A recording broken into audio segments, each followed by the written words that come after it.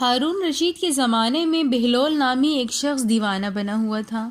بہلول ایک بہت ہی اللہ والا انسان تھا اور اس نے دنیا کو خیر بات کہہ دیا تھا۔ وہ خود کو لوگوں کے سامنے ایسے ظاہر کرتا تھا جیسے کہ وہ ایک دیوانہ ہے۔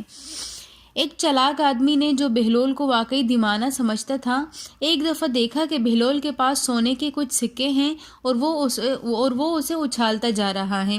چلاک آدمی نے پیتل کے 10 سکے چمکتے ہوئے نکال کر ہتھیلی پر رکھے اور بہلول سے کہا، تم اپنا سکہ مجھے دے دو اور یہ 10 کے 10 سکے تم لے لو۔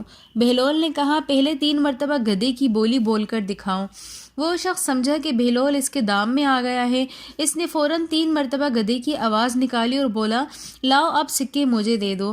بہلول نے کہا، تجھے اپنے گدھے پن کے باوجود یہ معلوم ہے کہ میرا سکہ سونے کا ہے، تو کیا مجھے یہ علم نہیں کہ تیرے سکے پیتل کے ہیں؟